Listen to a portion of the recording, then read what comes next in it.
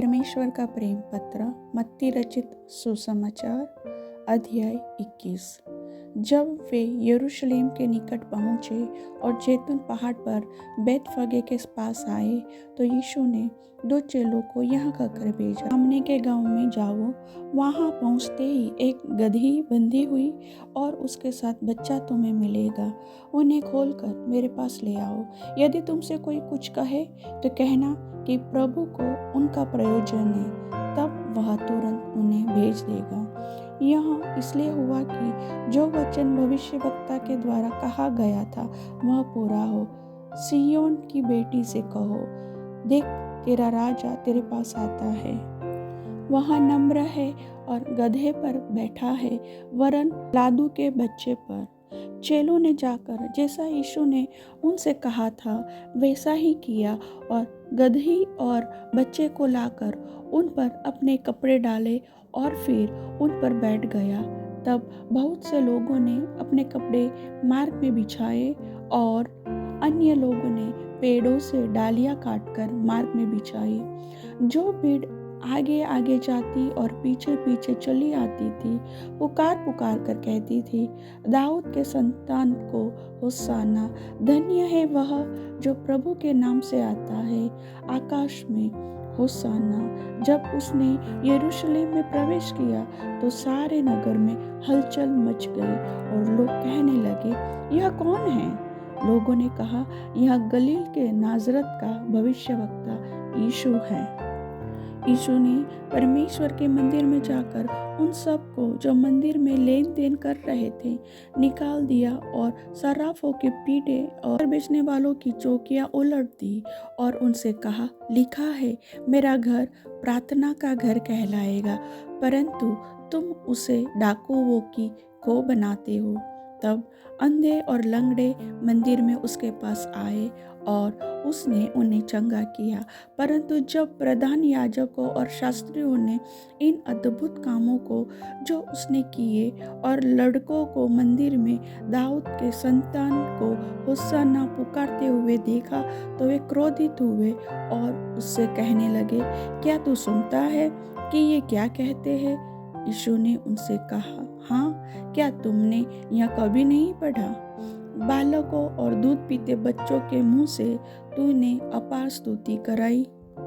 तब वह उन्हें छोड़कर नगर के बाहर बैतनिय्याह को गया और वहां रात बिताई।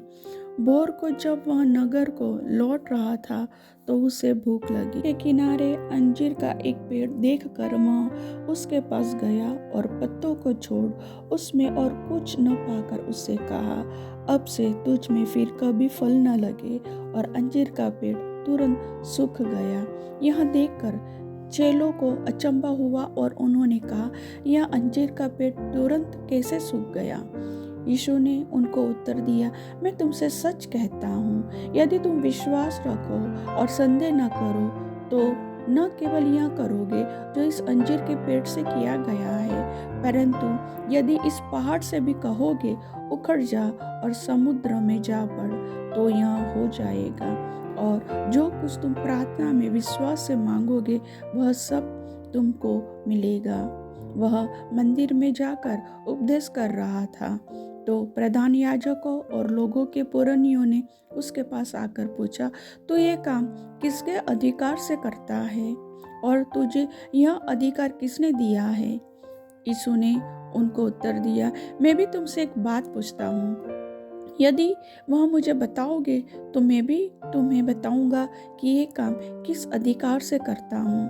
यूहन्ना का बपतिस्मा कहाँ से था, स्वर्ग की ओर से या मनुष्य की ओर से?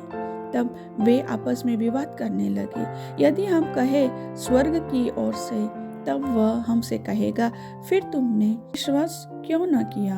और यदि कहे मनुष्य की ओर से, तो हमें भीड़ का डर है, क्योंकि वे सब यूहन्ना को भविष्यवक्ता मानते हैं। अतः उन्हें यीशु को उत्तर दिया, हम नहीं जानते। उसने भी उनसे कहा, तो मैं भी तुम्हें नहीं बताता कि ये काम किस अधिकार से करता हूँ। तुम क्या सोचते हो? किसी मनुष्य के 2 पुत्र थे। उसने पहले के पास जाकर कहा, हे पुत्र, आज दाख की बारी में काम कर। उसने उत्तर दिया, मैं नहीं जाऊंगा, परंतु बाद में पछता कर गया। फिर पिता ने दूसरे के पास जाकर ऐसा ही कहा। उसने उत्तर दिया, जी हाँ, जाता हूँ, परंतु नहीं गया। इन दोनों में से किसने पिता की इच्छा पूरी की? उन्होंने कहा, पहले ने। यीशु ने उनसे कहा, मैं तुमसे सच कहता हूँ कि महसूल लेने वाले और वेश्याएं तुमसे पहले परमेश्वर के राज्य में प्रवेश करते हैं, क्योंकि यूहन्ना धर्म का मार्ग दर्शाते हुए तुम्हारे पास आया और तुमने उसका विश्वास न किया, पर महसूल लेने वालों और वेश्याओं ने उसका विश्वास किया, और तुम यह देखकर बाद में भी न पछताए कि उसका विश्वास कर लेते। एक और दृष्टांत सुनो। एक गृहस्वामी था जिसने दाख की बारी लगाई और उसके चारों ओर बाड़ा बांधा, उसमें रस का कुंड खोदा और गुम्मट बनाया और किसानों को उसका ठेका देकर परदेश चला गया। जब फल का समय निकट आया तो उसने अपने दासों को उसका फल लेने के लिए किसानों के पास भेजा, पर किसानों ने उसके दासों को पकड़ के किसी को पीटा और किसी को मार डाला और किसी पर पथराव किया। फिर उसने पहले से अधिक और दासों को भेजा और उन्होंने उनसे भी वैसा ही किया। अंत में उसने अपने पुत्र को उनके पास यह सोचकर भेजा कि वे मेरे पुत्र का आदर करेंगे, परंतु किसानों ने पुत्र को देखकर आपस में कहा, यह तो वारिस है, आओ इसे मार डाले और इसकी मिरास ले ले। अतः उन्होंने उसे पकड़ा और दाख की बारी से बाहर निकालकर मार डाला। इसलिए जब दाख की बारी का स्वामी आएगा तो उन किसानों के साथ क्या करेगा?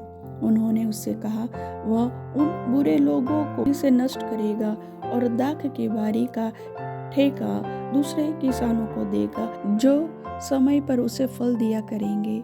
यीशु ने उनसे कहा, तुमने कभी पवित्र शास्त्र में यह नहीं पढ़ा? जिस पत्थर को राजमिस्त्रियों ने निकम्मा ठहराया था, वही कोने के सिरे का पत्थर हो गया। यह प्रभु की ओर से हुआ और हमारी दृष्टि में अद्भुत है। इसलिए मैं तुमसे कहता हूँ कि परमेश्वर का राज्य तुमसे ले लिया जाएगा और ऐसी जाति को जो उसका फल लाए दिया जाएगा। जो इस पत्थर पर गिरेगा वह चकनाचूर हो जाएगा और जिस पर वह गिरेगा उसको पीस डालेगा। प्रधान याजक और फरीसी उसके दृष्टांतों को सुनकर समझ गए कि वह उनके विषय में कहता है, और उन्होंने उसे पकड़ना चाहा, परंतु लोगों से डर गए क्योंकि वे उसे भविष्यवक्ता मानते थे। प्रभु वचन के सुनने वाले को आशीष दे। आमीन।